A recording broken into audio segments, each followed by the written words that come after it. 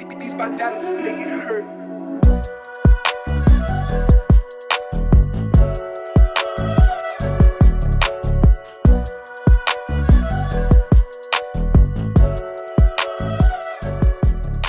Hello everyone, कैसे सभी लोग? आई होप कि आप सब लोग सेफ होंगे and welcome back to the channel. आज हम पढ़ने वाले हैं acids, bases and salts. Basically ये तुम्हारा सेकंड चैप्टर है केमिस्ट्री का। It is a very easy chapter once again, but मैं ये जरूर बोलूंगा कि ये चैप्टर एक लेंथी चैप्टर है। इस चैप्टर के अंदर आपको तीन अलग अलग तरीकों की चीजें पढ़नी है। आपको पहले तो एसिड्स पढ़ना है, उसकी प्रॉपर्टीज पढ़नी है, फिर बेसिस पढ़ना है, उसकी प्रॉपर्टीज पढ़ना है, फिर सॉल्ट्स पढ़ना है, उसकी प्रॉपर्टीज पढ़नी है। ठीक, आज इस वीडियो के अंदर हम लोग एसिड्स और बेसिस पूरा कंप्लीटली कवर करने वाले हैं, क्योंकि ये बहुत ही वास्ट टॉपिक है। अगर मैंने पहले सोचा था कि मैं सॉल्ट्स भी इसके अंदर इंक्लूड कर दूंगा, लेकिन अगर मैंने सॉल्ट्स इसके अंदर इंक्लूड किया तो भाई साहब ये वीडियो जो तुम्हारा है वो 3 से 4 घंटे का बन जाएगा और तुम्हें ऐसा लगेगा कि तुम पिक्चर देख रहे हो। ठीक, तो मैं ऐसा बिल्कुल नहीं चाहता हूं कि तुम 3, साढ़े 3, 4 घंटे तक एक ही वीडियो देखो जो कि तुम नहीं देखने वाले हो। सीधी सी बात है, तुमसे पहले भी एक बैच जा चुकी है। ठीक है, इतनी देर नहीं पढ़ते बच्चे और इतनी देर कोई भी नहीं पढ़ सकता 3-4 घंटे का लेक्चर। ओके, तो इसलिए इस वीडियो को शॉर्ट एंड प्रिसाइज हम रखने वाले हैं। हर एक चीज वीडियो के अंदर हम लोग कवर करने वाले हैं, ए से लेकर जेड तक। आपके एसिड्स में क्या क्या है, आपके बेसिस में क्या क्या है, आपकी पूरी एनसीईआरटी से हम लोग एक एक चीज को डिटेल में देख रहे होंगे। ठीक, तो बिना किसी देरी के स्टार्ट करते हैं। ओके, आपका हर एक पोर्शन हम कवर करेंगे और बहुत ही आसानी से कवर करेंगे, डिटेल में कवर करेंगे, तो चिंता करने की बिल्कुल भी जरूरत नहीं है। आगे बढ़ते हैं, बात करते हैं कुछ इंपॉर्टेंट चीजों की, फिर हम लोग सीधा लेक्चर पर आएंगे। आपको इस चैप्टर के बेस्ट हैंड रिटन नोट्स जो हैं उनकी लिंक नीचे डिस्क्रिप्शन में मिल जाएगी, आप उन्हें जाकर एक्सेस कर सकते हो। यह आपकी कंप्लीटली फ्री नोट्स हैं, आईपैड पर बनाए गए हैं। एनसीईआरटी से पूरा आपका कंटेंट जो है वो निकाला गया है। इसी के साथ साथ इन नोट्स में आपको देखने को मिलते हैं पिछले 10 साल के प्रीवियस ईयर क्वेश्चंस। ठीक, मैं गलती से 50 बोलने वाला था, पिछले 10 साल के प्रीवियस ईयर क्वेश्चंस। ये जो पिछले 10 साल की पीवाईक्यूज हैं, इन्हें इस तरीके से अरेंज किया गया है कि आपके भाई पिछले 10 साल के जो सवाल हैं वो 1 मार्कर, 2 मार्कर, 3 मार्कर, 5 मार्कर इस तरीके से अरेंज्ड हो। अच्छा, पेपर पैटर्न जो चेंज हुआ है उसको ध्यान में रखते हुए असर्शन रीजनिंग के क्वेश्चन भी इसके अंदर डाले गए हैं। ठीक, तो लिंक नीचे डिस्क्रिप्शन में है, अब आप जाकर एक्सेस कर सकते हो, कंप्लीटली फ्री है। इसी के साथ साथ मैंने मेरे इंस्टाग्राम अकाउंट पर क्या किया है कि ये जो सारे चैप्टर के नोट्स है ना, उनकी एक हाईलाइट क्रिएट करके रखी है।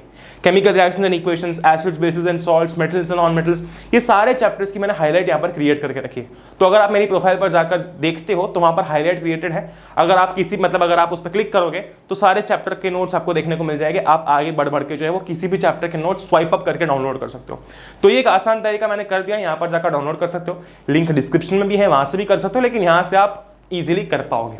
ओके, तो आप फॉलो भी कर सकते हैं इंस्टाग्राम पर जाकर। जितने भी अपडेट्स हैं मेरे अकाउंट और पढ़ले के अकाउंट पर जो है वो आते हैं। ठीक, लेक्चर्स रिलेटेड, वीडियोस रिलेटेड, मान लो कभी कोई अपडेट है कि आज का जो लेक्चर है वो कल पे शिफ्ट हो गया है, फिर आज का लेक्चर जल्दी आने वाला है, तो सारे अपडेट्स यहाँ पर आ जाते हैं सबसे पहले। ओके, टेलीग्राम पर भी आते हैं, टेलीग्राम की लिंक भी आपको नीचे डिस्क्रिप्शन में मिल जाएगी। आगे बढ़ते हैं, and of course for the best in the free material you can go to padle.in। यहाँ पर सिर्फ आपके नोट्स ही नहीं है, तो आपकी प्रीवियस ईयर की ई बुक है, आपके 1 पेज नोट्स है, क्या क्या नहीं है। ठीक, और अगर आपको और कुछ भी चाहिए नीचे कमेंट कर सकते हो। कमेंट सेक्शन कंप्लीटली आप लोगों का है ना। मेरे बच्चे जो भी चाहते हैं वो कमेंट्स कर सकते हैं नीचे। ठीक, मतलब तुम जो चाहते हो कि भैया ये लेकर आओ, वो लेकर आओ। ठीक है, बहुत बढ़िया। आगे बढ़ते हैं, एंड वेरी इंपॉर्टेंट, इस चैप्टर की क्विज यार, ये बिल्कुल फ्री क्विज है। ओके, और एक ऐसी क्विज है जो कि जनरली पेड कोर्सेज में रहती है, जहां पर आपको पेड कोर्सेज के अंदर ऐसी क्विज का ऑप्शन मिलता है जहां पर आप अपने स्कोर को एनालाइज कर सकते हो। अच्छा, कुछ इश्यूज थे कुछ बच्चों को, वो फिक्स कर दिए गए हैं। ठीक है, and basically coming back to the point, ये क्विज कंप्लीटली फ्री क्विज है। आपके अकाउंट में आपकी पूरी प्रोग्रेस ट्रैक रहती है कि आपने जो है वो अपनी क्विज में जो है वो कैसा परफॉर्म किया था, जो आपने 1 महीने पहले दी थी। मान लो कि आप 1 महीने बाद देख रहे हो अपना अकाउंट खोल के वापस से, कि आपको ट्रैक करनी है आपकी प्रोग्रेस क्या है। आपने देखा कि 1 महीने पहले आपका ये स्कोर था, अच्छा आज वाले टेस्ट में ये स्कोर है। आपको एक्यूरेसी देखने को मिलती है, कितने क्वेश्चंस करेक्ट है वो देखने को मिलते हैं, हर एक चीज़ है। लेकिन इसका कोई भी चार्ज नहीं है, कंप्लीटली फ्री है ना। बहुत सही, आगे बढ़ते हैं, अब स्टार्ट करते हैं हमारे लेक्चर को। ओके, अच्छा, सबसे पहला जो पॉइंट हमारे सामने आता है वो क्या आता है, वो ये आता है कि टेस्ट ऑफ फूड। अब चलो टेस्ट में से टेस्ट हटा, ऐसा हटा दो। Test of food are due to acids and bases respectively present in them. यानी कि तुमने देखा होगा कुछ जो फूड आइटम्स होते हैं वो कैसे होते हैं, सार होते हैं। सार यानी कि खट्टे होते हैं। ठीक, कुछ फूड आइटम्स जो होते हैं वो सार होते हैं यानी कि खट्टे होते हैं। कुछ फूड आइटम्स जो होते हैं वो बिटर होते हैं या फिर कड़वे होते हैं। ठीक, ऐसा आइटम्स जिनमें जो कि खट्टे होते हैं, they have acids in them. Okay, बहुत सही। और ऐसे फूड आइटम्स जो कि बिटर होते हैं, they have bases in them. अब भैया ये एसिड बेस क्या है, ये हर एक चीज हमको पढ़नी है, बट शुरुआत हमने इस चीज से की है जो कि आपकी एनसीईआरटी शुरुआत करती है। ओके, तो taste of some food items are sour and bitter due to what acids and bases respectively present in them. Okay, तो खाने का टेस्ट सार या फिर खट्टा, सार या फिर बिटर हो सकता है एसिड या फिर बेस के कारण रिस्पेक्टिवली। आगे बढ़ते, इसमें इतना दिमाग लगाने की जरूरत नहीं क्योंकि ये तो एक लाइन का था। हम बात करने वाले हैं सबसे पहले कि आपके सामने अगर मैं 2 सॉल्यूशन लाकर रख दूं और आपको ये बोलूं कि आपको मुझे ये बताना है कि इनमें से एसिड कौन सा है और बेस कौन सा है, आप कैसे पता लगाओगे? अब आप कंप्लीटली क्लूलेस हो फिलहाल, तो मुझे पता है कि एसिड क्या होता है और बेस क्या होता है, ये मुझे पता है, लेकिन ये चीज पढ़ने से पहले आपको ये चीजें पढ़ना बहुत जरूरी है। ठीक, बहुत बढ़िया। अच्छा, एसिड और बेस की बात हो रही है। ठीक, एसिड और बेस की बात हो रही है। ओके, आपके सामने मैंने 2 सॉल्यूशन लाके रख दिए। अभी मैं आपको एक ऐसे ट्रिक बताने वाला हूं जिससे आप ये आइडेंटिफाई कर सकते हो कि कौन सा सॉल्यूशन एसिड है और कौन सा सॉल्यूशन एक बेस है। एसिड बेस क्या होते हैं वो हम आगे पढ़ेंगे, लेकिन उसके पहले उनके आइडेंटिफिकेशन को समझना इंपॉर्टेंट है। अच्छा, आइडेंटिफिकेशन जब हम करते हैं किसी भी चीज का, तब आते हैं हमारे रोल में इंडिकेटर्स। अब ये इंडिकेटर्स क्या होते हैं? देखो, एक इंडिकेटर क्या काम करता है बताओ मेरे को। गाड़ियों में जो इंडिकेटर होते हैं भैया, वो क्या काम करते हैं? अच्छा, मैंने लेफ्ट का इंडिकेटर दिया तो मुझे लेफ्ट मुड़ना है। हालांकि कुछ बहुत ही होशियार लोग होते हैं जो कि लेफ्ट का इंडिकेटर देख के राइट में मुड़ते हैं। ठीक है, उन्हें हम बहुत ही तेजस्वी लोग बुलाएंगे, पर ऐसा मत किया करना, है ना। वैसे तुम अभी गाड़ी चलाते नहीं होंगे, है ना, और जब चलाने लगोगे तो लेफ्ट का इंडिकेटर देख के लेफ्ट में ही मुड़ना। ओके, अच्छा, गाड़ी चलाने की क्लास चल रही है क्या यहाँ पर? पॉइंट क्या था? पॉइंट ये था, तुम पॉइंट से भटकाया मत करो यार मेरे को, तुम पॉइंट से भटका देते हो। अच्छा, आपने नहीं भटकाया, मैं खुद भटक गया। ठीक है, कोई बात नहीं, वापस आ जाते हैं। इंडिकेटर्स क्या काम करते हैं? इंडिकेटर का ये काम है कि वो इंडिकेट करता है गाड़ी के अंदर कि भाई आप लेफ्ट मुड़ोगे या फिर राइट मुड़ोगे। सिमिलरली यहां पर इंडिकेटर का क्या काम होगा? इंडिकेटर का ये काम होता है कि ये बताता है कि भाई आपके सामने जो सॉल्यूशन रखा है वो एक एसिड है या फिर वो एक बेस है। ठीक, वो एक एसिड है या फिर वो एक बेस है। उसमें सबसे पहले आता है लिटमस। देखो, लिटमस मैंने सबसे पहले यहाँ पर इसलिए लिखा है क्योंकि लिटमस तुमने शायद 9th में भी पढ़ रखा है। लिटमस पेपर के बारे में सबको पता है। बेसिकली लिटमस पेपर जो होता है ना, आपका लिटमस पेपर आप जनरली 2 देखते हो। पहला होता है आपका रेड लिटमस, एक सेकंड, हाँ, रेड लिटमस पेपर, है ना, पेपर होता है नॉर्मल सा, बिल्कुल इजी। ये देखो यहाँ पर दिख रहा है तुमको, हाँ, तो ये लिटमस पेपर होता है। ओके, और एक होता है ब्लू लिटमस पेपर। ठीक, एक होता है ब्लू लिटमस पेपर। ओके, बहुत बढ़िया।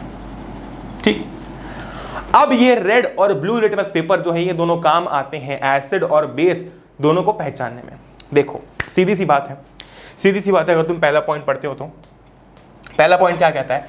Asset turns blue litmus red. यानी कि मान लो तुम्हारे सामने ये जो सॉल्यूशन दिया हुआ था, है ना, ये जो सॉल्यूशन दिया हुआ था, इसमें जब तुमने इस लिटमस पेपर को, कौन से लिटमस पेपर को? ब्लू लिटमस पेपर को डिप किया, है ना, इसमें अगर तुमने ब्लू लिटमस पेपर को ऐसे डिप कर दिया, अच्छा, तुम इमेजिन करो कि तुम पेपर को डिप कर रहे हो, बिल्कुल सेम टू सेम सीन है, पेपर वैसा ही होता है, नॉर्मल पेपर जैसे ही पेपर होता है ये दिखने में। ठीक, बहुत बढ़िया, तुमने ऐसे डिप कर दिया। ठीक, अगर अब मान लो तुमको ये पता ही नहीं है, चलो, कि ये सॉल्यूशन जो है ये एसिड है या फिर ये बेस है। ठीक, अगर ये डिप्ड पोर्शन, जितना पोर्शन इसमें डिप हुआ है ना, अगर वो पोर्शन रेड में कन्वर्ट हो गया, ठीक है, अगर ये पोर्शन रेड में कन्वर्ट हो गया, ठीक, यानी कि अगर इसका कलर ब्लू से चेंज होकर रेड हो गया, तो हम ये बोलेंगे कि ये एक एसिडिक सॉल्यूशन था। कौन सा वाला? ये वाला। ठीक, मैं वापस रिपीट कर रहा हूं कि जब आपने इस लिटमस पेपर को, इस ब्लू लिटमस पेपर को इस सॉल्यूशन में डाला, ठीक, और जब जो डिप्ड पार्ट था ना, अगर वो ब्लू से चेंज होकर रेड हो गया, तब हम बोलेंगे कि ये सॉल्यूशन कैसा है? एसिडिक सॉल्यूशन है। क्यों? क्योंकि एसिड क्या करता है? ब्लू लिटमस को रेड में कन्वर्ट कर देता है। बात समझ रहे हो मेरी? ठीक, एसिड क्या करता है? एसिड ब्लू लिटमस को रेड में कन्वर्ट कर देता है। तो तुमको इतना याद रखना है कि एसिड क्या करेगा भाई? एसिड एक ब्लू लिटमस पेपर को रेड में कन्वर्ट कर देगा। इसकी ट्रिक्स आगे बताऊंगा, चिंता मत करो। अच्छा, एक और अलग सिनेरियो लेते हैं। अलग सिनेरियो क्या है, मैं थोड़ा सा साइड में हो जाता हूं। मान लो कि आपके पास में एक और सॉल्यूशन है इसके अंदर। ठीक, ओके, ये सॉल्यूशन है आपके पास में। ठीक, अब आपने क्या किया कि एक रेड लिटमस पेपर जो है इस सॉल्यूशन के अंदर डिप किया, मान लो। ठीक है, एक रेड लिटमस पेपर जो है वो इस सॉल्यूशन के अंदर आपने डिप कर दिया। ओके, एक सेकंड, इसको पूरा रेड कर देते हैं। बहुत सही। अब हुआ ये, ठीक है, अब हुआ ये कि ये जो रेड लिटमस पेपर है जब आपने डिप किया तो ये हो गया ब्लू, है ना, जितना पोर्शन डिप कर रखा था ना उतना पोर्शन आपका हो गया ब्लू, इसको इग्नोर करना, ठीक है, ये इग्नोर करना, ओके। तो हम क्या बोलेंगे बताओ मेरे को, तो हम क्या बोलेंगे भाई, हमने जो लिटमस पेपर इस्तेमाल किया है वो है रेड, लेकिन अब वो रेड से ब्लू में कन्वर्ट हो गया है, तो भाई साहब ये सोल्यूशन कैसा होगा, ये सोल्यूशन कैसा होगा, ये सोल्यूशन होगा आपका एक बेसिक सोल्यूशन, ठीक, क्यों, क्योंकि एक बेस रेड लिटमस को ब्लू में कन्वर्ट कर देता है, बात समझ रहे हो, ठीक, वेरी इजी। पहले केस में हमने क्या देखा, पहले केस में हमने ये देखा कि एक सोल्यूशन था, उसके अंदर हमने ब्लू लिटमस पेपर को डिप किया, वो ब्लू लिटमस पेपर रेड में कन्वर्ट हो गया, तो इससे हमको क्या पता चला, इससे उसने क्या इंडिकेट किया, उसने ये इंडिकेट किया कि ये जो सोल्यूशन था वो एक एसिड था, ठीक। अच्छा हम दूसरे केस में आते हैं, हमने दूसरे केस में क्या किया, एक और सॉल्यूशन लिया और उस समय पर हमने एक रेड लिटमस पेपर का इस्तेमाल किया, जब हमने उसको उसमें डिप किया तब उस लिटमस पेपर, उस रेड लिटमस पेपर ने ब्लू होके ये इंडिकेट किया कि भाई साहब ये एक बेसिक सॉल्यूशन है, ठीक। अच्छा अब इसमें एक सबसे बड़ी दिक्कत तुम्हारे जीवन में आएगी पूरे साल, वो ये रहेगी कि भैया हम भूल जाते हैं कि एसिड और बेस में से, मतलब हमको कंफ्यूजन है कि रेड कौन सा करेगा ब्लू कौन सा करेगा। तुम्हें बस याद रखना है ए बी रोड, क्या याद रखना है, तुम्हें बस याद रखना है A B road. A B road का क्या मतलब है, ए बी रोड सबको पता है भाई, ए बी रोड क्या होता है, सबको पता है ना ए बी रोड क्या होता है, शब्द याद रहेगा ये, मतलब ये टर्म याद रहेगी। अच्छा ए बी रोड का फुल फॉर्म हम ऐसे लिखेंगे, asset turns blue litmus red, बात खत्म, ठीक, बात खत्म यहीं पर। अगर तुमने इतना याद रख लिया तो तुम्हारे लिए सेकंड तो आसान है भाई, अगर एसिड ब्लू लिटमस को रेड में कन्वर्ट कर रहा है, एसिड ब्लू लिटमस को रेड में कन्वर्ट कर रहा है तो बेस रेड लिटमस को ब्लू में कन्वर्ट करेगा, ठीक। अगर तुमने सिर्फ एक चीज याद रख ली तो दूसरी ऑटोमेटिकली याद हो जाएगी, है ना।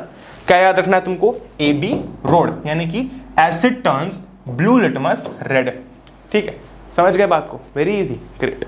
अच्छा इसका एक और तरीका है, एक और क्या तरीका है, एक और तुम इस तरीके से ध्यान रख सकते हो कि भाई एसिड क्या होता है, डेंजरस होता है, डेंजर का कलर क्या होता है, लाल, ठीक। तो अगर एक एसिड में तुम ब्लू लिटमस डाल रहे हो और अगर वो रेड में कन्वर्ट हो रहा है, मतलब अगर एक सॉल्यूशन में तुम एक लिटमस पेपर डाल रहे हो रेड ब्लू कलर का और वो रेड में कन्वर्ट हो रहा है, तो वो क्या है, वो एसिड है, ऐसे भी याद रख सकते हो, बट ये मुझे ज्यादा आसान तरीका लगता है। ओके आगे बढ़ते हैं, ठीक, आगे चलते हैं। हमने जैसे कि बात की थी इंडिकेटर्स की, तो मैं वापस से वो एक्सप्लेन कर देता हूं। इंडिकेटर्स क्या होते हैं, देखो, an indicator tells us whether the given substance is an acid or a base by change in its color, और यहां पर हम पढ़ने वाले हैं ओडोर भी, यानी कि स्मेल, ठीक, ओके। क्या होते हैं इंडिकेटर्स, इंडिकेटर्स आप कह सकते हो, इंडिकेटर्स आप कह सकते हो कि वो होते हैं जो हमें खुद में चेंज लाके ये बताते हैं, या तो कलर में चेंज लाएंगे या तो स्मेल में चेंज लाएंगे, कि भाई साहब जो सामने आपने सॉल्यूशन रखा है, जो उसके कांटेक्ट में आपने सॉल्यूशन रखा है, जो सब्सटेंस रखा है, वो एक एसिड है या फिर वो एक बेस है, ठीक। For now we need to know about 3 types of indicators, यानी कि अभी हम 3 टाइप के इंडिकेटर्स के बारे में पढ़ने वाले हैं, ठीक, बहुत सही। कौन से वो 3 टाइप्स के इंडिकेटर्स, देखो अगर आगे लिखा है, हाँ आगे लिखा हुआ है, नहीं तो मैं वहां पे बताने वाला था। 3 टाइप के आपके जो इंडिकेटर्स हैं, पहला तो है आपका नेचुरल इंडिकेटर, दूसरा है आपका सिंथेटिक और तीसरा है आपका ओल्फैक्टरी, ठीक। ये 3 टाइप के इंडिकेटर्स के बारे में हमको पढ़ना है। एक फन फैक्ट तुमको बताता हूं कि तुम्हारा जो लिटमस है ना, लिटमस, वो भी नेचुरल इंडिकेटर में ही आता है, ठीक, बहुत सही। अच्छा नेचुरल इंडिकेटर्स कौन से होंगे, दिमाग लगाओ जरा। ऐसे इंडिकेटर्स जो कि नेचुरली अकरिंग होते हैं उन्हें हम कहते हैं नेचुरल इंडिकेटर्स। वेरी गुड, क्या बात है, आहा, वाह वाह वाह वाह, ठीक। अच्छा सिंथेटिक कौन से होंगे, भाई मैन मेड, भाई मैन मेड, जिन्हें लेबोरेटरी में बनाया गया हो, है ना, जिन्हें लेबोरेटरी में बनाया होगा। ओल फैक्ट्री इंडिकेटर्स बहुत कमाल के इंडिकेटर्स हैं, ठीक है, क्योंकि ये क्या करते हैं ना, ये अपनी स्मेल में चेंज लाके, ये इंडिकेट करते हैं कि भाई साहब सामने वाला सब्सटेंस एसिड है या फिर बेस है। एक एक करके सब बताता हूं, आगे चलते हैं। ये देखो नेचुरल इंडिकेटर्स क्या होते हैं, indicators which are obtained naturally, are called natural indicators. For example litmus, red cabbage, turmeric, onion, vanilla, clove etcetera. आपके जो इंडिकेटर्स हैं जो कि नेचुरली अकरिंग होते हैं, ठीक है, जो कि नेचुरल सोर्सेस से आते हैं, उन्हें हम कहते हैं नेचुरल इंडिकेटर्स। एग्जांपल क्या क्या याद रखोगे?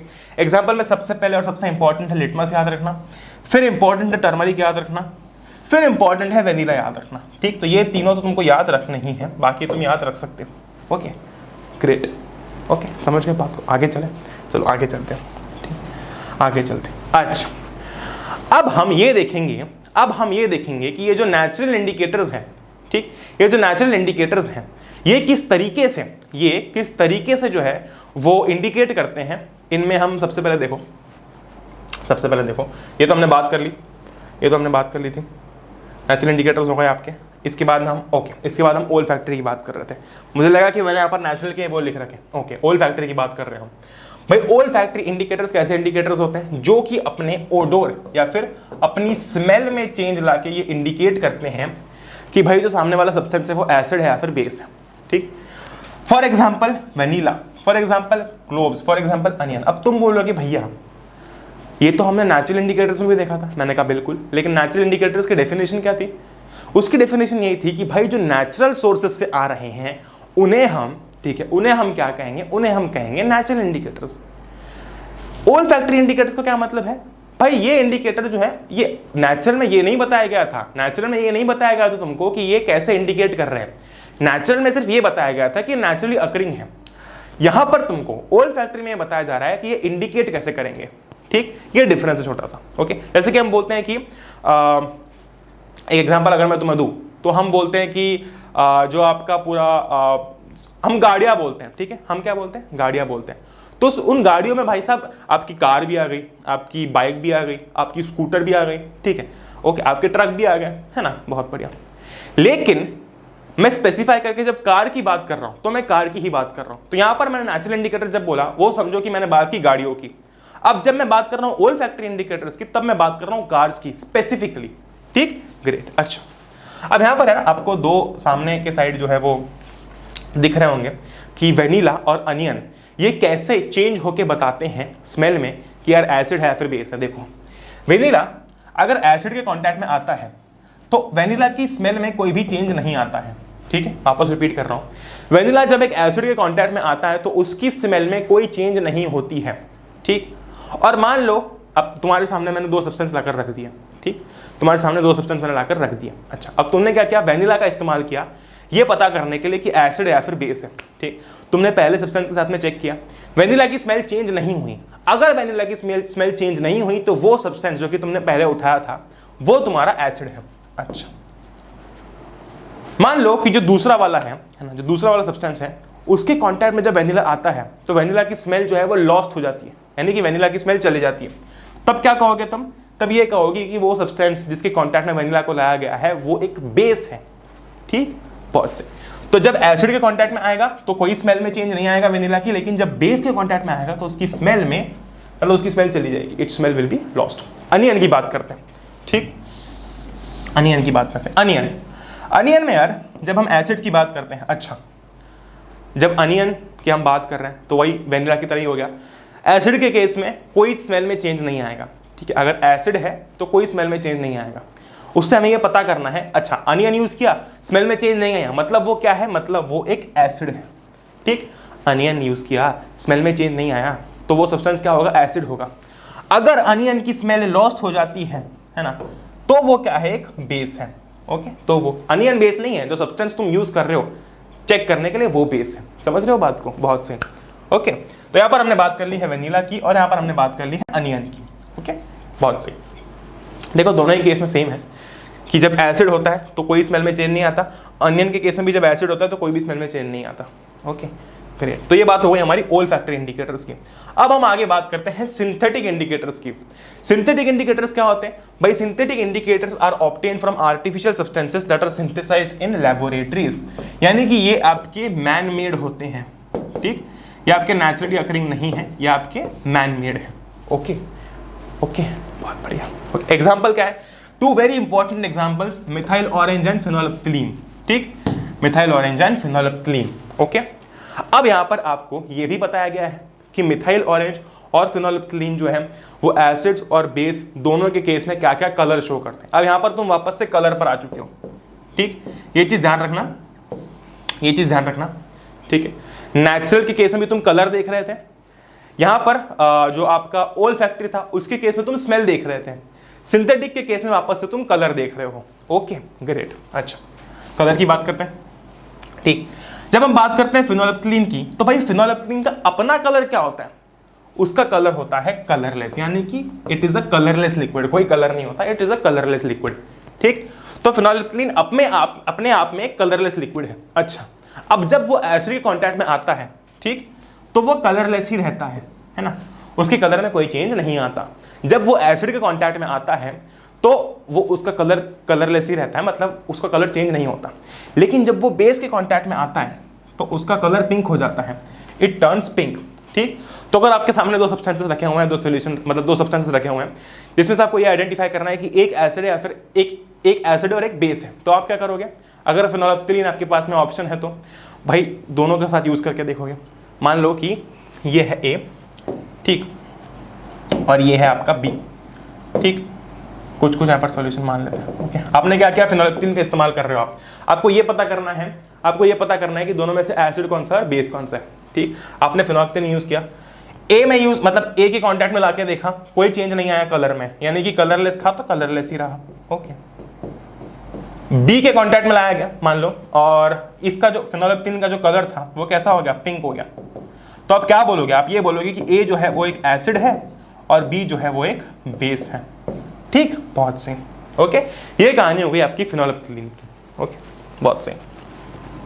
अब बात करते हैं मिथाइल ऑरेंज की। ओके, मिथाइल ऑरेंज क्या है? मिथाइल ऑरेंज कैसा होता है? भाई मिथाइल ऑरेंज नाम से समझ में आ रहा है, it is orange in colour. Okay, methyl orange का जो कलर होता है वो ऑरेंज होता है। ओके, बहुत बढ़िया। अच्छा, जब ये बेसिस के कांटेक्ट में आता है तो ऑरेंज से येलो हो जाता है, ठीक। जब ये बेसिस के कांटेक्ट में आता है तो क्या होता है कि ऑरेंज से येलो हो जाता है। लेकिन जब ये एसिड के कांटेक्ट में आता है तो ऑरेंज से रेड हो जाता है, ठीक, ऑरेंज से रेड हो जाता है। ये चीजें याद करने वाली चीजें हैं, एक जगह नोट डाउन करते चलना इन चीजों को, बाकी नोट्स में तो है ही आपके। ओके, नोट डाउन करते चलना इन चीजों को और कहीं चिपका देना अगर आपको लगता है तो, क्योंकि ये कुछ छोटी मोटी चीजें जो कि शायद नंबर कटवा सकती हैं। ओके ग्रेट, तो ये चीजें ध्यान रखनी, बस एक बार फिर से रिपीट कर रहा हूं। मिथाइल ऑरेंज अपने आप में एक ऑरेंज कलर का लिक्विड होता है, जब वो एसिड के कांटेक्ट में आता है तो ऑरेंज से रेड हो जाता है, जब वो बेस के कांटेक्ट में आता है तो ऑरेंज से येलो हो जाता है, ठीक है, बहुत बढ़िया। आगे बढ़ते हैं। अब हम लोग फाइनली आ चुके हैं एसिड्स और बेसिस के ऊपर, कि एसिड्स क्या होते हैं और बेसिस क्या होते हैं। लाइन बाय लाइन पढ़ते हैं यार। Acids are ionic compounds that when dissolved in water produce positive hydrogen ions. When dissolved in water, acid tastes acidic, conducts electricity and reacts with metal to create hydrogen gas. देखो सबसे पहली बात तो, सबसे पहली जो पहचान होती है ना एसिड की, वो ये होती है, ये लाइन आपकी, ठीक, ये लाइन आपकी।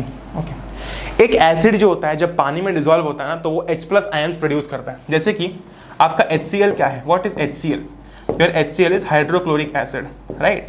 It is hydrochloric acid. Great. HCl जब पानी में जाएगा ना तो ये आपका डिसोसिएट होता है H+ और Cl- आयंस में, ठीक। तो ये HCl क्या कर रहा है? H+ आयंस प्रोड्यूस कर रहा है, ठीक। ये HCl क्या कर रहा है? H+ आयंस प्रोड्यूस कर रहा है। और एसिड की ये सबसे बड़ी खासियत होती है कि वो जब पानी में डिसॉल्व होता है तो वो H+ आयंस प्रोड्यूस करता है, ठीक। ये पहली इंपॉर्टेंट प्रॉपर्टी हो गई। दूसरी इंपॉर्टेंट प्रॉपर्टी क्या है? अब चूंकि तुम सिंपल सी बात है यार, जब वो आयंस प्रोड्यूस कर रहा है, ठीक है, जब वो आयंस में डिसोसिएट हो रहा है तो वो इलेक्ट्रिसिटी कंडक्ट करेगा ना, वो इलेक्ट्रिसिटी कंडक्ट करेगा। तो दूसरा बहुत ही इंपॉर्टेंट पॉइंट होता है कि एसिड जो होते हैं वो इलेक्ट्रिसिटी कंडक्ट करते हैं, ठीक। क्यों? कारण तुम्हारे सामने है, क्योंकि वो आयंस प्रोड्यूस कर रहे हैं पानी में, सिंपल। इसका एक एक्सपेरिमेंट दिया तुम्हारी बुक के अंदर, जहां पर पानी के थ्रू जो है वो इलेक्ट्रिसिटी कंडक्ट करने की कोशिश की गई है। अगर एसिड यूज किया है तो होगी, क्यों होगी? क्योंकि एसिड क्या कर रहा है? एसिड डिसोसिएट हो रहा है, एसिड H+ आयंस प्रोड्यूस कर रहा है और आयंस है तो इलेक्ट्रिसिटी कंडक्ट होगी, ठीक। अच्छा, एसिड क्या होते हैं भाई? एसिड का टेस्ट कैसा होता है? एसिड का टेस्ट होता है एसिडिक। ये कोई नया पॉइंट नहीं है, बट ये तुम्हारे लिए एक बहुत इंपॉर्टेंट पॉइंट क्रिएट कर रहा है तुम्हारे एसिड्स के एक शॉर्ट नोट के लिए, ठीक है, बहुत सही। ओके, अच्छा, नेक्स्ट पॉइंट क्या कहता है? And react with metals to create hydrogen gas. ये मैं तुमको आगे समझाऊंगा, ठीक, ये मैं तुमको आगे समझाऊंगा। इस पर्टिकुलर जगह पर तुम्हें ये समझना इंपॉर्टेंट था कि एसिड जो है वो H+ आयंस प्रोड्यूस करते हैं, जो कि एक सबसे बड़ी ताकत होती है आपके एसिड्स की, ठीक, आपके एसिड्स के। ऐसे बहुत सारे और कंपाउंड्स भी होते हैं जिनमें हाइड्रोजन होता है, लेकिन उनको हम एसिड्स नहीं कहते। क्यों नहीं कहते? क्योंकि वो पानी में H+ आयंस प्रोड्यूस नहीं कर रहे। जैसे कि आपका मान लो ग्लूकोज हो गया, ठीक, वो पानी में H+ आयंस प्रोड्यूस नहीं कर रहे हैं। ओके, बहुत बढ़िया, ठीक, ग्रेट। इसीलिए हम उनको ही कहते हैं एसिड जो कि H+ आयंस प्रोड्यूस कर सकते हैं पानी के अंदर। ग्रेट। अब बात करते हैं बेसिस की। बेसिस क्या होते हैं भाई? बेसिस आर दो substances which have bitter taste. थोड़ी देर पहले बात करके आए थे कि एसिड कैसे होते हैं टेस्ट में, सार होते हैं, खट्टे होते हैं, है ना, बहुत बढ़िया। बेसिस कैसे होते हैं? बिटर होते हैं, है ना। बेसिस कैसे होते हैं? बिटर होते हैं। ओके, अब यहां पर तुम एक और पॉइंट ऐड कर सकते हो एसिड वाले केस में कि ये क्या करते हैं, एसिड क्या करते हैं, ब्लू लिटमस को रेड में कन्वर्ट कर देते हैं। वही चीज तुम बेस में क्या ऐड कर सकते हो कि रेड लिटमस को ब्लू में कन्वर्ट कर देते हैं। और यही आपका नेक्स्ट पॉइंट है, देखो, they turn red litmus to blue. Okay, बहुत बढ़िया, they turn red litmus to blue. अच्छा, बेसिस का एक और इंपॉर्टेंट पॉइंट बताता हूं। जैसे कि एसिड्स क्या कर रहे थे, पानी में H+ आयंस प्रोड्यूस कर रहे थे, वैसे बेसिस क्या करते हैं, पानी में OH- आयंस प्रोड्यूस करते हैं। मैंने एग्जांपल दिया था HCl का, देखो इसमें H है, वैसे ही इसका एग्जांपल मैं अगर आपको दूं तो वो है NaOH। ठीक, यहां पर तुम OH देख सकते हो, हाँ ये वही है, ठीक, ये वही है। ओके, समझ गए बात को? Very easy, very easy, very easy, very easy. Okay, acid के केस में H+ होता है, बेसिस के केस में OH- होता है। Okay, great. अच्छा, अब एक और इंपॉर्टेंट फैक्ट है बेसिस को लेकर, वो क्या है कि ऐसे बेसिस जो कि पानी में डिसॉल्व हो जाते हैं, ठीक है, जो कि पानी में डिसॉल्व हो जाते हैं, उन्हें हम कहते हैं एल्कली। वेरी इंपॉर्टेंट ये है, इट इज वेरी इंपॉर्टेंट ये समझना कि सारे बेसिस पानी में सॉल्युबल नहीं होते, लेकिन जो होते हैं उनको हम एल्कली कहते हैं। ठीक, बहुत बढ़िया, अरे क्या बात है, आए मजे। ठीक, इसमें वापस से मैं कह रहा हूं कि एसिड्स का सबसे इंपॉर्टेंट पॉइंट ये है कि ये H+ आयंस जो है वो प्रोड्यूस करते हैं पानी में, और बेसिस का सबसे इंपॉर्टेंट पॉइंट ये है कि ये OH- आयंस प्रोड्यूस करते हैं। ठीक, बेसिस भी, अब तुम सोचो भाई, आयंस प्रोड्यूस कर रहे हैं, ठीक है, पानी में आयंस प्रोड्यूस कर रहे हैं, तो इलेक्ट्रिसिटी कंडक्ट करेंगे ना, बिल्कुल, कंडक्ट इलेक्ट्रिसिटी, है ना, कंडक्ट इलेक्ट्रिसिटी। वेरी गुड, क्या बात है, ग्रेट, है ना, बहुत बढ़िया। ठीक, बहुत सही। ओके, तो ये आपके पॉइंट हो चुके हैं। ओके, ये आपके पॉइंट जो है वो हो चुके हैं। अच्छा, ये एक इंपॉर्टेंट पॉइंट था जो कि मुझे एड्रेस करना था, तो मैंने लिख रखा है, the acids present in plant materials and animals are called organic acids. जैसे कि तुम्हारा एसिटिक एसिड हो गया, सिट्रिक एसिड हो गया, लैक्टिक एसिड हो गया, ठीक, टार्ट्रिक एसिड हो गया, ये तुम देख रहे हो कि जनरली तुम्हारे फूड मटेरियल में प्रेजेंट है। ये कैसा एसिड्स है? ऑर्गेनिक एसिड्स है, जो कि आप जनरली खा भी रहे हो, है कि नहीं? देखो जरा, एसिटिक एसिड भाई विनेगर जनरली खाने में डलता है, ठीक है, बहुत सारे डिशेस में डलता है। साइट्रिक एसिड लेमन, भाई लेमन ऑरेंज तो हम खाते नहीं है, रेगुलर बेसिस पे खाते हैं, ठीक। लैक्टिक एसिड भाई कर्ड और मिल्क रेगुलर बेसिस पे कंज्यूम करते हैं। तो ये ऐसे एसिड्स हैं जो कि ऑर्गेनिक हैं, ठीक, जो कि ऑर्गेनिक हैं। ऑलराइट, बहुत बढ़िया, जिनमें से कुछ हम खा भी रहे हैं, देखो। Okay, great. अब बात करते हैं स्ट्रॉन्ग एसिड और वीक एसिड क्या होता है, ठीक। यानी कि स्ट्रॉन्ग एसिड की पहले बात करेंगे, फिर वीक एसिड की बात करेंगे, फिर स्ट्रॉन्ग बेस की बात करेंगे और वीक बेस की बात करेंगे। देखो जरा क्या बोल रहा है ये। अभी हम ये बात करके आए थे कि एसिड क्या होते हैं। भाई जो पानी में H+ आयंस देते हैं उन्हें हम एसिड्स बोलते हैं, ठीक है, जो पानी में H+ आयंस प्रोड्यूस करते हैं। अच्छा, स्ट्रॉन्ग एसिड की क्या डेफिनेशन है? Acids that give high concentration of H+ ions on ionisation in aqueous solution are said to be strong acids. तुम्हारे सामने दो है, बहुत ही लेमैन्स लैंग्वेज में बता रहा हूँ, ध्यान से सुनना इस चीज को, ठीक है, ये कॉन्सेप्ट आना चाहिए। तुम्हारे सामने दो सॉल्यूशन दिए हुए हैं, मान लो कि दो तुम्हारे पास में सब्सटेंसेस हैं, ठीक है, एक ने पानी में थोड़े से ही हाइड्रोजन आयंस दिए, थोड़े से हाइड्रोजन आयंस प्रोड्यूस किए आयनाइज होने पर, दूसरे ने क्या किया कि काफी ज्यादा H+ आयंस प्रोड्यूस किए आयनाइज होने पर। तुम किसको स्ट्रॉन्ग एसिड बुलाओगे? उसको बुलाओगे जिसने ज्यादा H+ आयंस प्रोड्यूस किए। बस यही तुम्हारी डेफिनेशन है, उसी को सजा धजा के अंग्रेजी में लिखा गया है, ठीक है, कुछ नहीं, ठीक है, कुछ नहीं। भाई सोचो, जो कम H+ आयंस प्रोड्यूस करेगा वो कैसा एसिड है? वो एक वीक एसिड है, ठीक, वो एक वीक एसिड है। और ऐसा एसिड जो कि ज्यादा H+ आयंस प्रोड्यूस करेगा वो क्या होगा? वो एक स्ट्रॉन्ग एसिड होगा, है, वो एक स्ट्रॉन्ग एसिड होगा। ओके, बहुत बढ़िया। ये देखो, जो कि लेस H+ आयंस देते हैं आयनाइजेशन पे, उनको हम क्या कहते हैं? उनको हम क्या कहते हैं? उनको हम कहते हैं वीक एसिड्स। खत्म, बात ही खत्म। जो ज़्यादा H प्लस आयंस प्रोड्यूस करेंगे पानी में आयनाइजेशन पर, मतलब वही अंग्रेजी हो गई जो मैंने बताया था अभी, वो स्ट्रॉन्ग एसिड्स हैं। जो कम H प्लस आयंस प्रोड्यूस करेंगे वो वीक एसिड्स है, खत्म बात। ठीक, एग्जाम्पल दे रखा है, देख लो स्ट्रॉन्ग एसिड का। तुम्हारा HCl यानी कि हाइड्रोक्लोरिक एसिड, आपका नाइट्रिक एसिड, ये क्या होते हैं?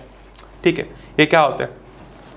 ये आपके स्ट्रॉन्ग एसिड्स होते हैं। अब सोचो जरा, है ना, एसिड के केस में जो ज़्यादा H प्लस आयंस प्रोड्यूस कर रहा था वो एक स्ट्रॉन्ग एसिड होगा। ऐसा बेस जो कि पानी में ज़्यादा OH माइनस आयंस प्रोड्यूस करेगा, जो कि पानी में ज़्यादा, ठीक है, OH माइनस आयंस प्रोड्यूस करेगा, क्या वो एक स्ट्रॉन्ग एसिड, स्ट्रॉन्ग बेस होगा?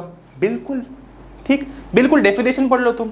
A base which completely ionizes in water and produces large amount of hydroxide ions। देखो, इसमें मैं एक और पॉइंट तुम्हें बताना भूल गया कि कुछ ऐसे एसिड्स होते हैं ना जो कि पानी में कंप्लीटली आयनाइज नहीं होते, ठीक, पूरी तरीके से आयनाइज नहीं होते। वो जब भी वो कम हाइड्रोजन आयंस दे रहे हैं तो वो कंप्लीटली आयनाइज नहीं होते, ये भी एक पॉइंट है। स्ट्रॉन्ग एसिड जो होते हैं ना वो कंप्लीटली आयनाइज हो जाते हैं, यानी कि वो ज़्यादा H प्लस आयंस देने लगते हैं। ठीक, बहुत बढ़िया। यहाँ पर भी वही लिखा हुआ है कि वो कंप्लीटली आयनाइज हो जाते हैं। यहाँ पर भी ये लिखा हुआ है कि स्ट्रॉन्ग बेसिस जो होते हैं वो कंप्लीटली आयनाइज हो जाते हैं पानी में। ओके, एग्जाम्पल यहाँ पर तुमको दे के रखा हुआ है। तो ये आपका पॉइंट हो गया स्ट्रॉन्ग एसिड और स्ट्रॉन्ग बेस का। पहले तो ये समझना इंपॉर्टेंट है कि एसिड क्या होता है। भाई एसिड की सबसे बेसिक डेफिनेशन है जो कि पानी में H प्लस आयंस देता है। फिर और कुछ पॉइंट्स को लेके बात की। स्ट्रॉन्ग एसिड कौन सा, जो ज्यादा H प्लस आयंस देगा। स्ट्रॉन्ग बेस कौन सा, जो ज्यादा OH माइनस आयंस देगा। खत्म बात, आगे बढ़ेंगे। ओके, वेरी गुड, क्या बात है भैया। अच्छा, अब हम आते हैं chemical properties of acids and basis के ऊपर। क्या है केमिकल प्रॉपर्टीज, ध्यान से समझो जरा। देखो, अभी हम समझने वाले हैं कि आपका जो एसिड होता है ना वो अलग अलग चीजों से कैसे रिएक्ट करता है। ठीक, आपका जो एसिड होता है वो अलग अलग चीजों से कैसे रिएक्ट करता है, और इसी के साथ साथ आपका जो बेस होता है, ठीक, आपका जो बेस होता है वो अलग अलग चीजों के साथ में कैसे रिएक्ट करता है। ओके, वेरी गुड, ठीक है, वेरी गुड।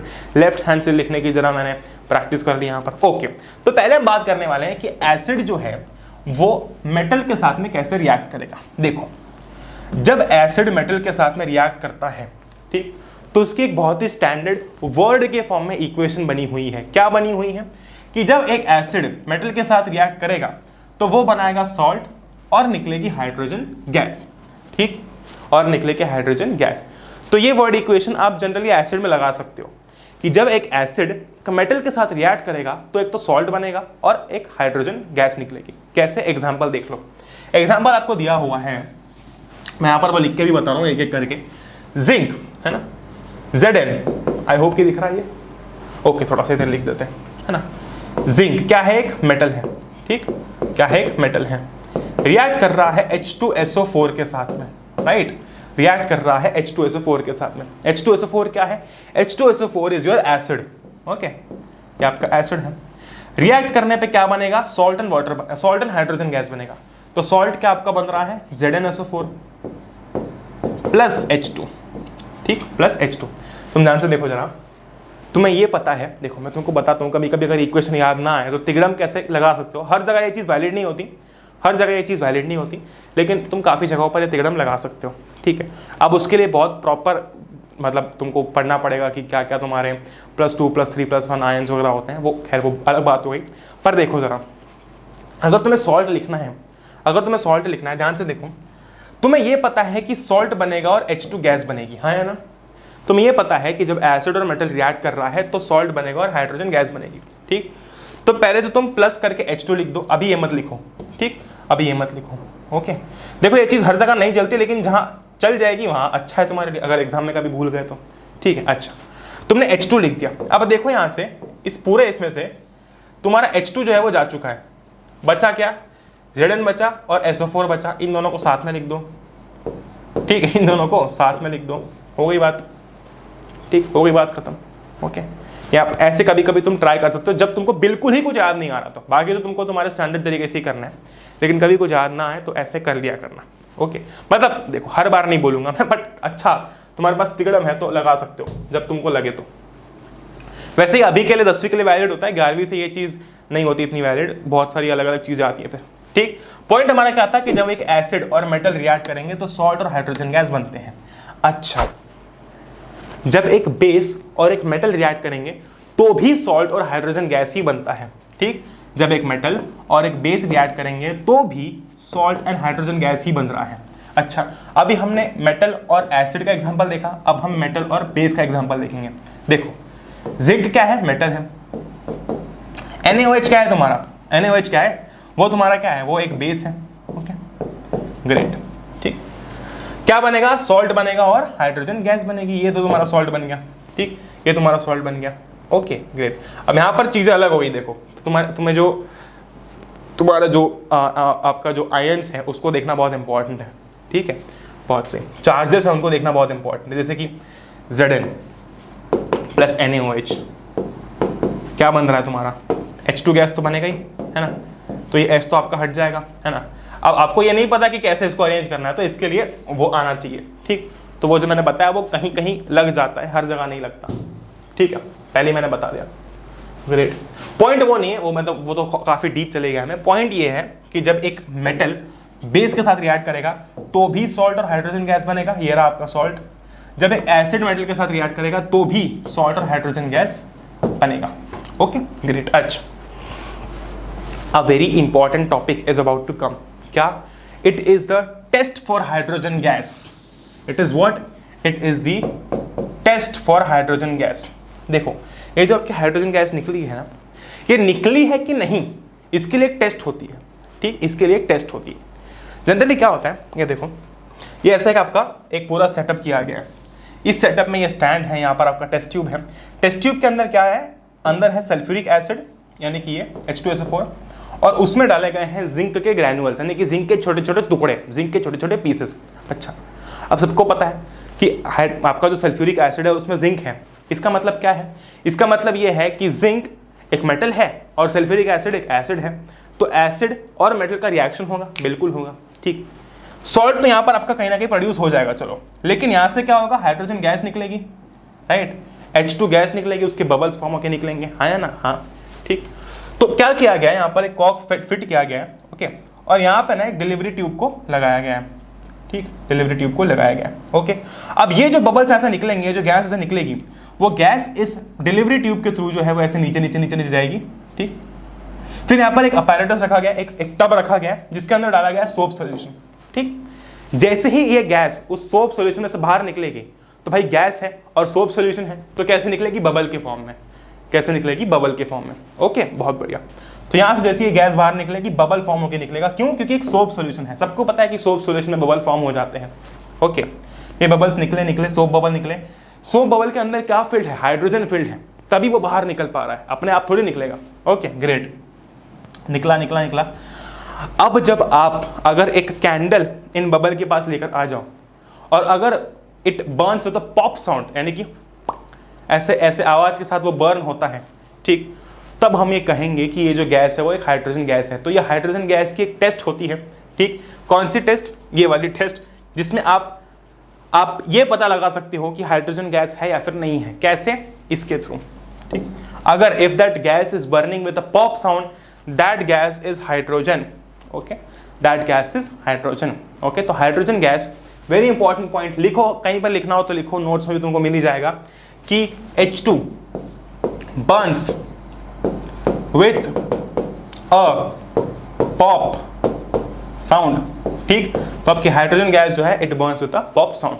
बहुत बढ़िया, आगे बढ़ते हैं। आगे क्या आएगा आपका? अच्छा, आगे आपका ये आता है कि आपका जो मेटल है, ठीक है, वो सबसे पहले तो, आई एम सो सॉरी, आपका जो एसिड है वो मेटल कार्बोनेट और मेटल हाइड्रोजन कार्बोनेट के साथ में कैसे रिएक्ट करता है।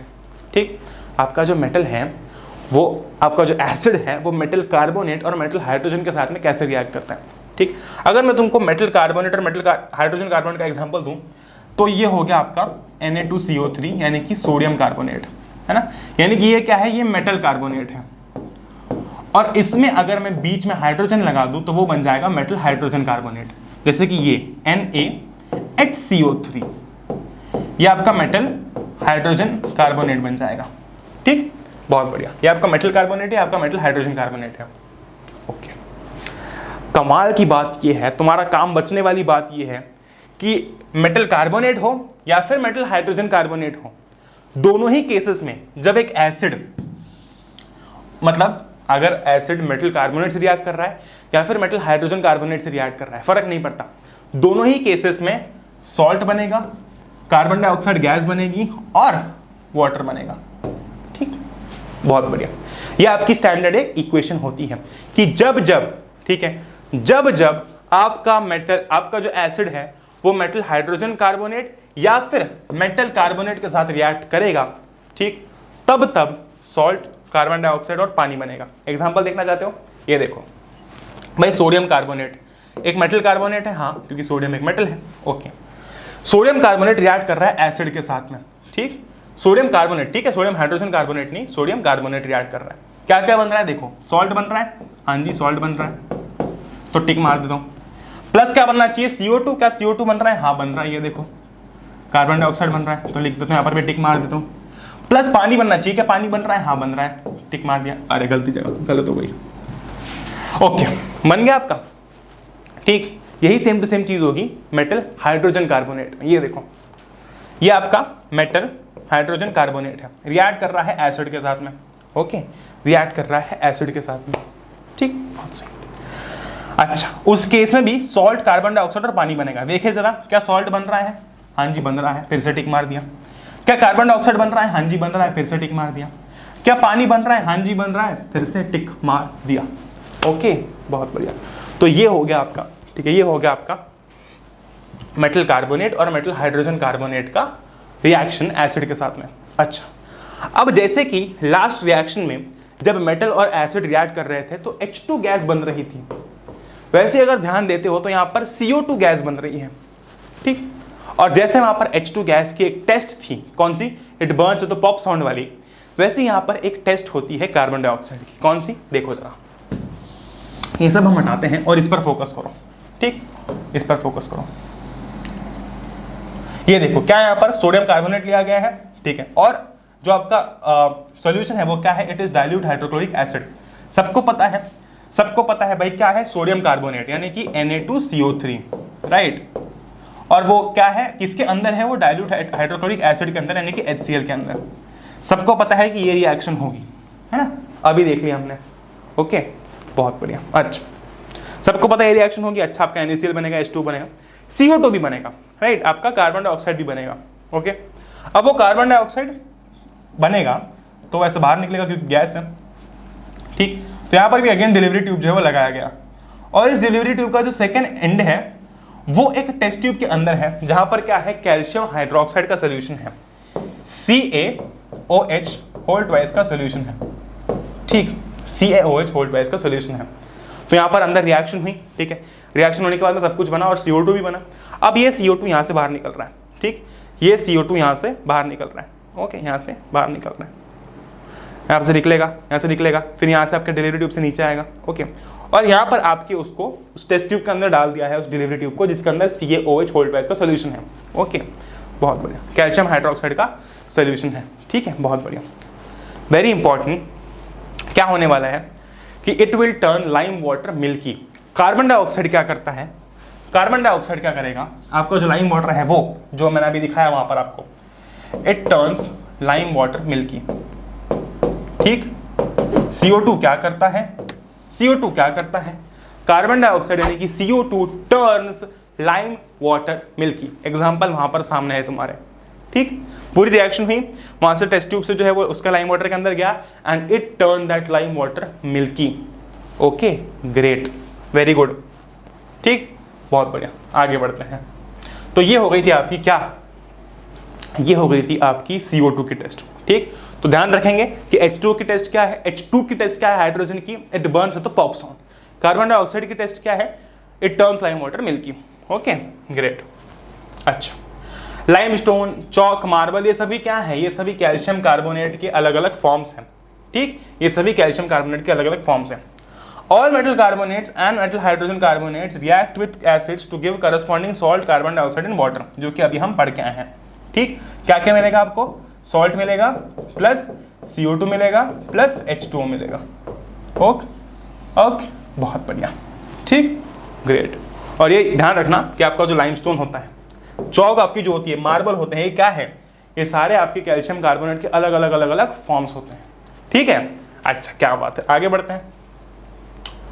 ओहो क्या बात है, अभी हम बात करने वाले हैं द लेजेंडरी एसिड और बेस के रिएक्शन के बारे में।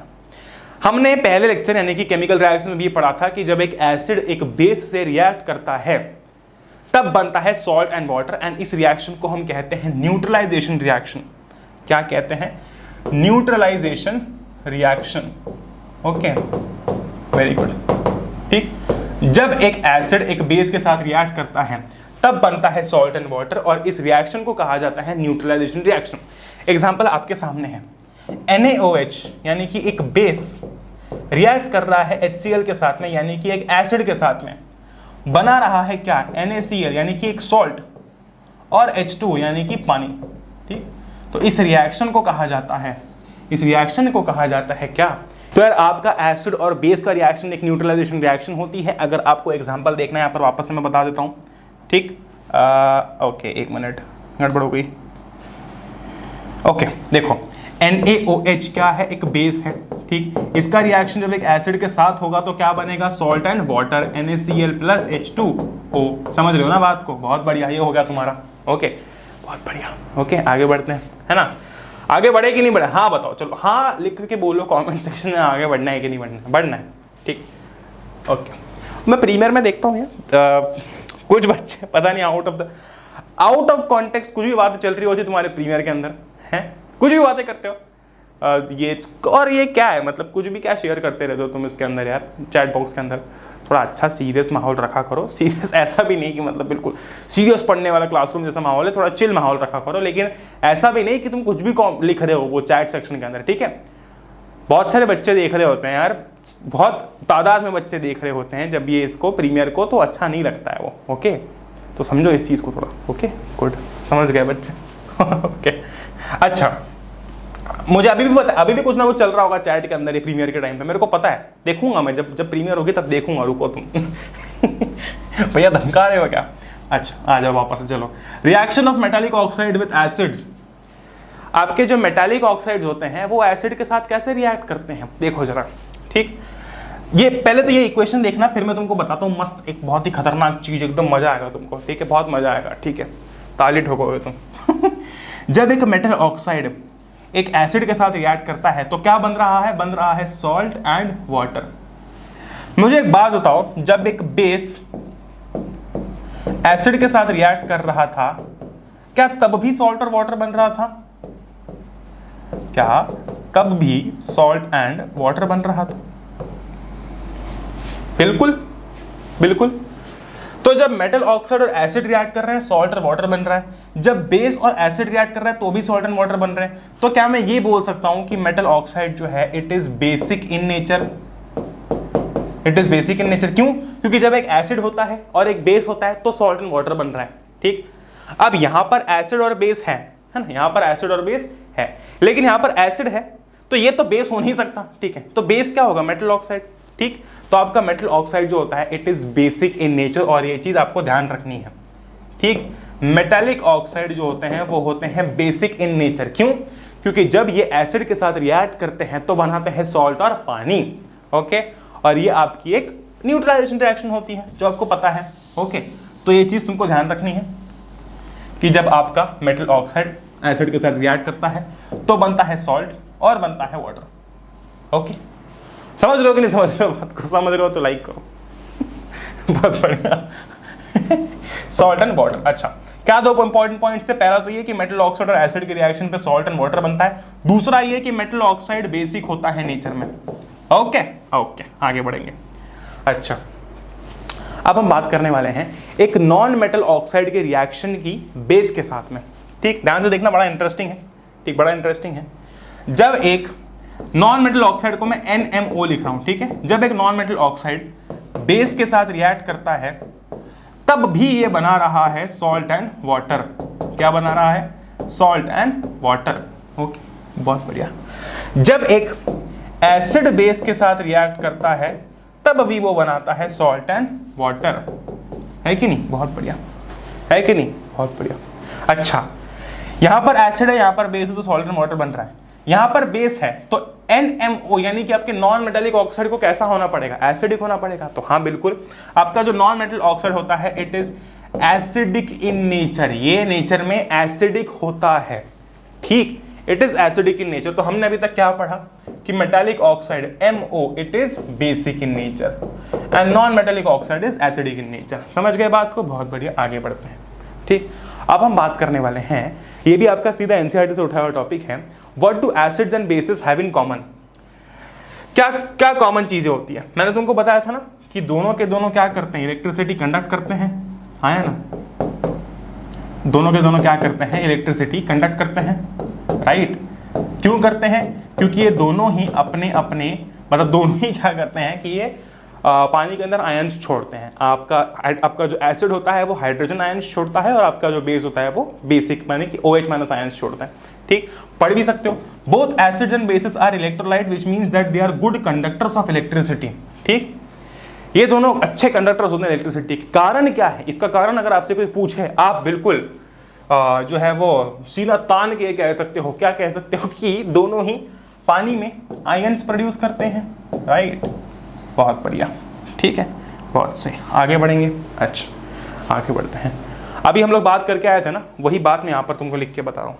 क्या लिख के बता रहा हूँ, एसिड्स और basis in water solution, hydrogen ions in HCl are produced in the presence of water. The separation of H+ ion from HCl molecules cannot occur in the absence of water. यानी कि very important to understand, आपका जो HCl है ये क्या है, ये एक एसिड है, राइट। हमने क्या बात की, जब ये पानी में होता है तो क्या करता है, जब पानी का प्रेजेंस होता है तब ये H+ आयन इसमें से निकलता है। ठीक, बहुत बढ़िया। पानी के एब्सेंस में ये H+ आयन जो है ये HCl में से सेपरेट नहीं हो सकता। ठीक, तो उसके लिए पानी का प्रेजेंस लगता है, इसीलिए हम कहते हैं कि आपका जो एसिड होता है वो पानी में H+ आयन्स छोड़ता है। पानी की जरूरत क्यों पड़ गई, इसलिए पड़ गई, ठीक, क्योंकि बिना पानी के नहीं छोड़ सकता H+ आयन्स। ओके, बहुत बढ़िया। सेम आपका केस बेस के साथ में है ना, बट अब आगे जाके कुछ और कॉम्प्लिकेशंस आते हैं, 11वीं में पढ़ोगे, उसको अभी चिंता करने की जरूरत नहीं है। एक और बहुत इंपॉर्टेंट चीज देखो, जब आपका HCl पानी में है, ये रिएक्शन में लिख रहा हूँ, ठीक है, पानी में है तो क्या हो रहा है, तो बन रहा है H3O प्लस Cl माइनस, है ही नहीं, है ही नहीं, बिल्कुल है। ओके, तुम बोलोगे भैया बनना तो चाहिए था H प्लस Cl माइनस, लेकिन आपने H3O प्लस क्यों लिखा है। अब कहानी में एक और ट्विस्ट है, मैंने तुमको सबसे पहले क्या बताया कि एसिड पानी में आयन्स छोड़ते हैं। कौन से आयन्स छोड़ते हैं, आपके H+ आयन छोड़ रहा है, मतलब छोड़ता तो ये भी है, पर हम बात कर रहे हैं H+ की, ठीक है, तो स्पेसिफिकली H+ पर फोकस करो। अच्छा, तो एसिड ने पानी में H+ आयन को छोड़ा, ओके, बहुत बढ़िया। ये जो आपका H+ आयन होता है ना, ये पानी में अकेला नहीं रह सकता, ठीक, इसको एक साथी की जरूरत है, और वो साथी क्या है, H2O। ठीक, वो साथी क्या है, H2O। तो पानी, तो H+ जो है आपका, वो पानी में अकेला H+ बन के नहीं रह सकता, ये पानी के साथ ही रिएक्ट करता है और बनाता है H3O प्लस, जिसे हम कहते हैं हाइड्रोनियम आयन। ठीक, जिसे हम क्या कहते हैं, जिसे हम कहते हैं हाइड्रोनियम आयन। आप समझ लो पूरी बात को, पूरी फैक्ट समझ में आ रही है। देखो, ये पॉइंट कंप्लीटली अलग था कि आपका जो एसिड है वो पानी के प्रेजेंस में ही H+ आयन्स दे सकता है। ठीक, ये कंप्लीटली अलग टॉपिक था। अब ये जो आपका टॉपिक है वो ये कहता है कि भाई साहब, जो पानी के अंदर आपका एसिड H+ आयन दे रहा है वो H+ अकेला पानी में नहीं सर्वाइव कर सकता, वो पानी के साथ रिएक्ट करके H3O प्लस आयन बनाता है और फिर वो H3O प्लस आयन की तरह रहता है। ठीक, अकेला H+ आयन नहीं रहता, वो क्या करता है, वो पानी के साथ जो है वो मिलता है और H3O प्लस बनाता है, which is your hydronium ion. ठीक, तो ये आपकी पूरी प्रोसेस है, इसलिए यहाँ पर लिखा हुआ है HCl plus H2O forms H3O plus plus Cl minus. क्यों, यहाँ पर ये वाली स्टेप नहीं लिखी गई, ये वाली स्टेप नहीं लिखी गई, सीधा H3O प्लस लिखा गया है। ओके, बहुत बढ़िया। ठीक, एल्कलीज की बात करते हैं। एल्कलीज क्या होते हैं, थोड़ी देर पहले बात करके आए थे, ऐसे बेसिस जो कि पानी में डिसॉल्व होते हैं। ठीक, जो कि पानी में डिसॉल्व होते हैं, बेसिस, या फिर आप कह सकते हो bases which are soluble in water, जो कि पानी में डिसॉल्व होते हैं। स्पेलिंग गलत हो गई, ओके, पानी में डिसॉल्व होते हैं, ओके, उन्हें हम कहते हैं क्या, एल्कली। ओके, ये कोरोसिव होते हैं नेचर में, काफ़ी बिटर होते हैं, काफ़ी कड़वे होते हैं, टेस्ट मत करना, ठीक है, हानिकारक होते हैं। ओके, डोंट टेस्ट और टच देम एज दे में कॉज हार्म, दिक्कत हो जाएगी। ओके, तो ये हानिकारक होते हैं, हार्मफुल होते हैं, बहुत कोरोसिव होते हैं नेचर में, सोपी होते हैं, है ना, और बिटर होते हैं, कड़वे होते हैं। ठीक, बहुत बढ़िया, आगे बढ़ते हैं। ठीक, तो इसी के साथ साथ हमारे लेक्चर जो समाप्त होता है। आपका एक छोटा सा पोर्शन जो है वो मैं सॉल्ट के साथ कवर करवाऊंगा, जो कि है आपका पीएच। मुझे पता है, मैंने आपको प्रॉमिस किया था कि हम वन शॉट पे कवर करेंगे, लेकिन ये आपके यार बहुत बड़े बड़े चैप्टर्स हैं, ठीक है, और इन चैप्टर्स में मुझे पता है कि आपको एटलीस्ट 3 घंटे तो लगेंगे। अब अगर 3 घंटे का एक साथ मैं लेक्चर डालूंगा, तुम्हारा मन नहीं करेगा पढ़ने का, किसी का नहीं करता। ठीक, तो ये काफी लंबा लेक्चर ऑलरेडी बन चुका है।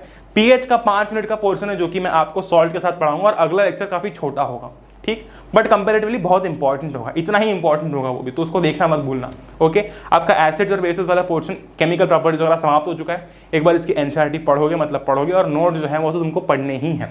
ओके, सारी वो लिंक्स अब आपको नीचे डिस्क्रिप्शन में मिल जाएगी, मेरे इंस्टाग्राम की भी मिल जाएगी, वहाँ जाकर फॉलो कर सकते हो, टेलीग्राम की भी मिल जाएगी, वहाँ पर जाकर भी सब्सक्राइब कर लेना, क्योंकि वहाँ पर भी आपके सारे इंपॉर्टेंट अपडेट्स आते हैं। वेबसाइट पर हर एक चीज़ अवेलेबल है। तो मैं उम्मीद करता हूँ कि आपको ये लेक्चर पसंद आया होगा। अगर पसंद आया तो लाइक करना मत भूलना। ठीक है, वही एक अप्रिसिएशन का मार्क होता है जो कि और मोटिवेट करता है। ओके, बहुत बढ़िया। तो बस आई होप कि आप सब लोग सेफ होंगे। जय हिंद, वंदे मातरम, एंजॉय करो। We will meet in the next one. Till then, good bye.